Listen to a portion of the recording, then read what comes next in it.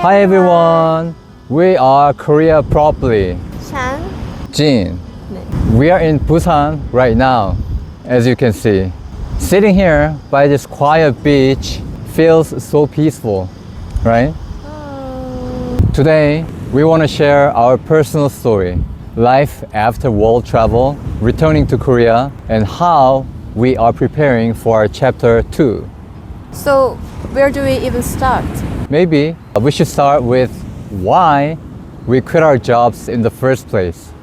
I think being an employee is like stepping into a system where the rules are already set.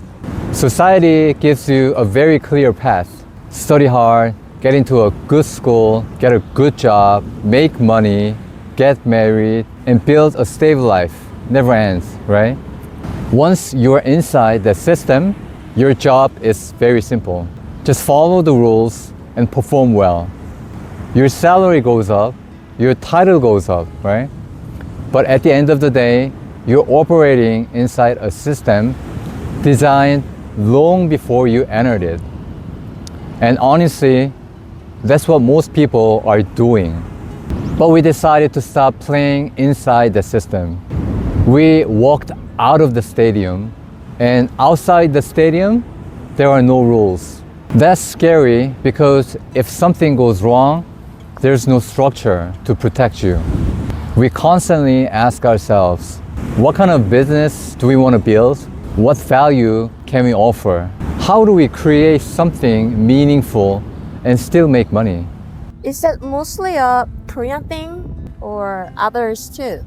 Honestly, from 2026 and onward, everyone around the world has to think about this.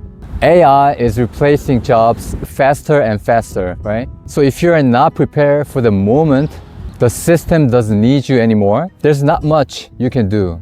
Jin and I are trying this transition to an entrepreneurship a bit earlier while we still have time. Our Quit Korea video resonated because people related to that pause.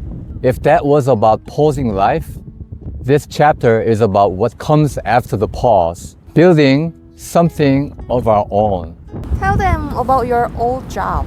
It was very comfortable, right? Yeah, you're right.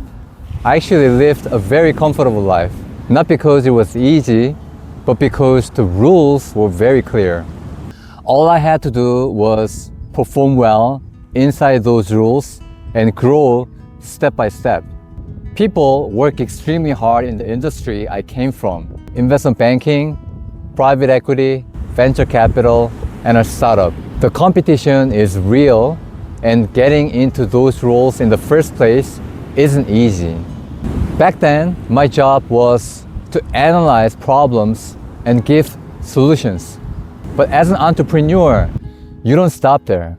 You find the problem, you test your idea, and you execute it yourself with your own time, your own money, and your own risk. And when it doesn't work, you can't explain it away. You learn, adjust, and try again. That constant cycle of execution and failure, that's a completely different kind of pressure. It's a huge difference from just advising people.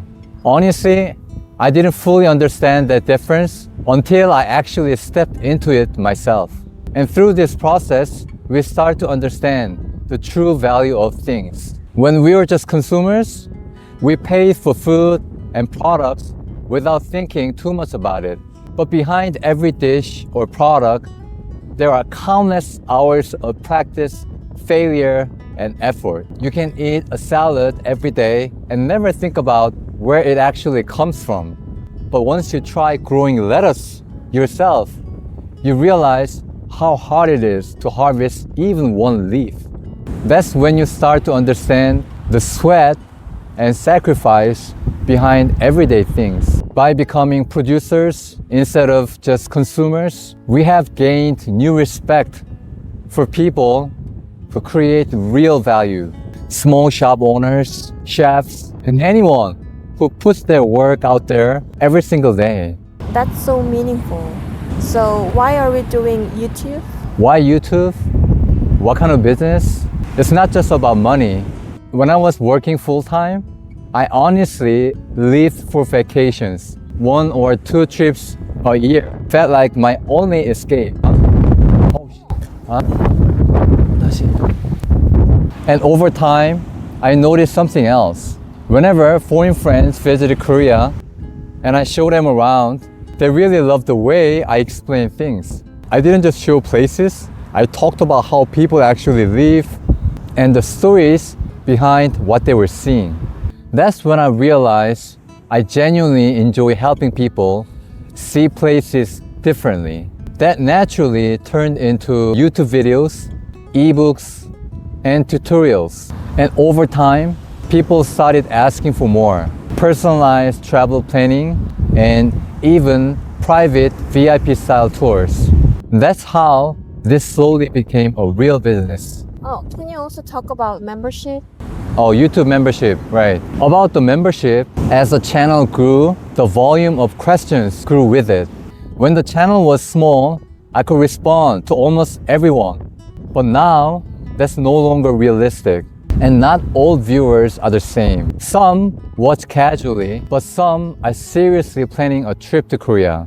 Some want deeper, more thoughtful conversations. So membership isn't really about a monetization. It's rather about prioritization.